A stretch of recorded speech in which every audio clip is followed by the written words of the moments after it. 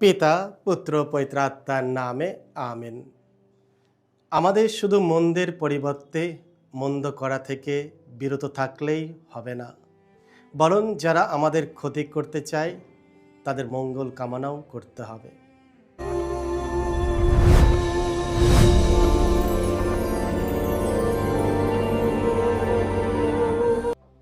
খ্রিস্টে আমার পরম প্রিয়জনেরা, আজ জুন মাসের 15 তারিখ, সাধারণকালের একাদশ সপ্তাহ, সোমবার।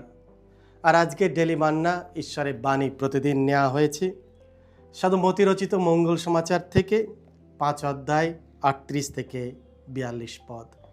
এসো আমরা ভক্তিভাবে আজকের বাণীটি শুনি। যিশু একদিন তার শিষ্যদের বললেন, তোমরা শুনেছ যে প্রাচীনকালের মানুষদের এই কথা বলা হয়েছিল, চোখের বদলে চোখ, দাঁতের বদলে দাঁত। কিন্তু আমি তোমাদের বলছি, ওইভাবে দুর্জনকে প্রতিরোধ করতে যেও না, বরং কেউ তোমার ডান গালে চড় মারলে মুখ ঘুরিয়ে অন্য গালটিও তার দিকে পেতে দাও। কেউ যদি মামলা করে তোমার জামাটি নিতে চায়, তবে তোমার গায়ের চাদরটিও তাকে নিতে দাও। কেউ যদি তোমাকে 1 কিলোমিটার হেঁটে যেতে বাধ্য করে, তবে তার সঙ্গে বরং 2 কিলোমিটারই হেঁটে যাও। যে লোক তোমার কাছ থেকে চায় তাকে তুমি দাও। কেউ ধার চাইলে কখনো মুখ ফিরিয়ে নিও না।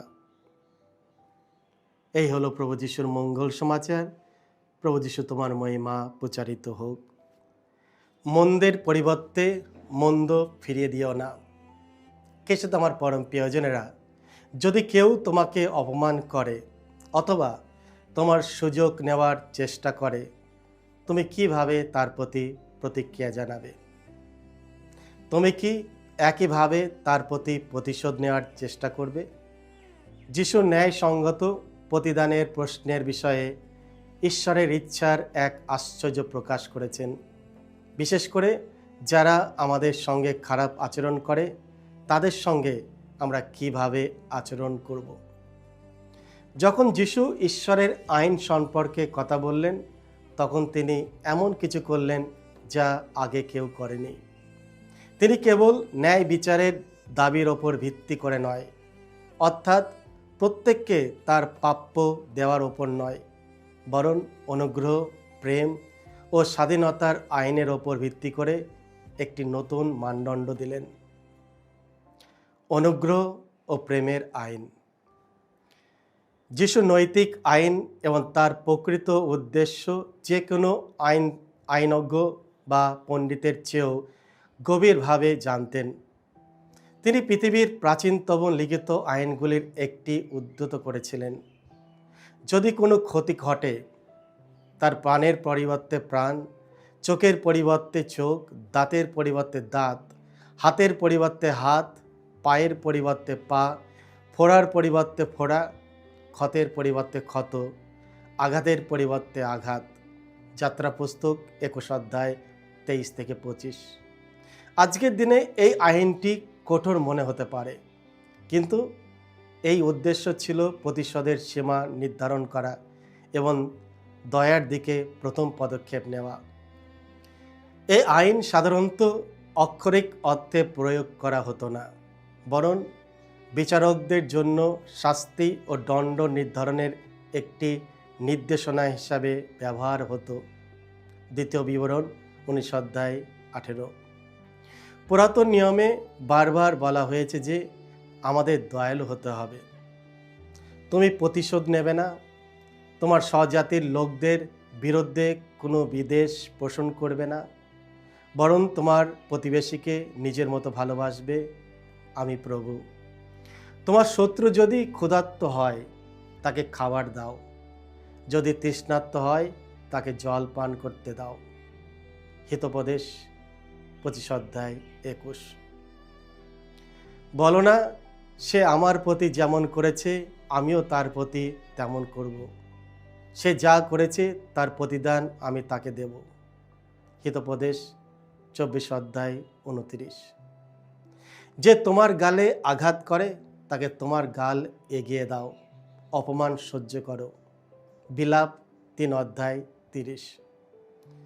যিশু এক অসাধারণ ও অদ্ভুত কাজ করেন।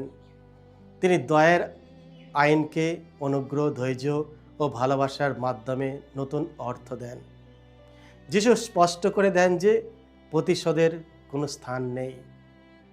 আমাদের শুধু মন্দের পরিবর্তে মন্দ করা থেকে বিরত থাকলেই হবে না, বরং যারা আমাদের ক্ষতি করতে চায় তাদের মঙ্গল কামনাও করতে হবে। তুমি কি যিশুর মতো অপমান গ্রহণ করতে পারো, কোনো বিরক্তি না বিদেয় ছাড়াই? তুমি কি যিশুর মতো অপমান গ্রহণ করতে পারো, কোনো বিরক্তি বা বিদেয় ছাড়াই? যখন অন্যরা তোমার কাছে তোমার প্রাপ্যের চেয়ে বেশি দাবি করে, তখন তুমি কি নিজের অধিকার নিয়ে জেদ করো, নাকি অনুগ্রহ ও আনন্দের সঙ্গে প্রতিক্রিয়া জানাও? পবিত্র আত্মার অনুগ্রহ। খ্রিস্টে আমার পরম প্রিয়জনেরা, খ্রিস্টের একজন অনুসারীকে অন্যদের থেকে কি জিনিস আলাদা করে, বা খ্রিস্ট ধর্মকে অন্যান্য ধর্ম থেকে কি জিনিস পার্থক্য করে তোলে? যে জিনিস পার্থক্য করে তোলে সেটি হলো অনুগ্রহ। অর্থাৎ অন্যরা যেমন আচরণের যোগ্য তেমন নয়, বরং ঈশ্বর যেভাবে চান সেইভাবে তাদের সঙ্গে প্রেম ও দয়ার সঙ্গে আচরণ করা। শুধুমাত্র যীশু খ্রিস্টের ক্রুশ আমাদের বিদেয়, ঘৃণা, প্রতিশোধ এবং অসন্তোষের বন্ধন থেকে মুক্ত করতে পারে এবং মন্দের উত্তরে ভালো কাজ করার সাহস দেয়। এই প্রেম ও অনুগ্রহের শক্তি মানুষকে সুস্থ করতে এবং ধ্বংস থেকে রক্ষা করতে পারে। প্রভু যীশু আমাদের জন্য অপমান, অত্যাচার, অবিচার ও ক্রুশের মৃত্যুবরণের সহ্য করেছেন। পবিত্র শাস্ত্র বলে যে যিশুর রক্ত আমাদের সমস্ত পাপ ও অপরাধ থেকে শুদ্ধ করে। যেহেতু ঈশ্বর তার পুত্র যীশু খ্রিস্টের আত্মদানের মাধ্যমে আমাদের প্রতি দয়া করেছেন, তাই আমরাও আমাদের প্রতিবেশীর প্রতি, এমনকি যারা আমাদের কষ্ট দেয় ও ক্ষতি করে, তাদের প্রতিও দয়ালু হতে আহ্বান পেয়েছি। তুমি কি খ্রিস্টের মুক্তিদায়ক প্রেম ও দয়ার শক্তি এবং স্বাধীনতাকে অনুভব করো? খ্রিস্টে আমার পরম প্রিয়জনেরা, আজকে প্রভু যীশু আমাদের আহ্বান করছে আমরা যেন মন্দের পরিবর্তে মন্দ না করি। যারা আমাদের ক্ষতি করে, যারা আমাদের অবিচার করে, যারা আমাদের নির্যাতন করে, যারা আমাদের ভুল বোঝে, আমরা তাদের জন্য প্রার্থনা করি, তাদেরকে আমরা ক্ষমার চোখে দেখি, প্রেম ভালোবাসা দিয়ে তাদের পাশে দাঁড়াই। দেখব ঈশ্বরের আশীর্বাদে আমরা সবাই পরিবর্তন হচ্ছি। সকলকে জয় যিশু। ঈশ্বর আপনাদের সকলকে আশীর্বাদ করুন।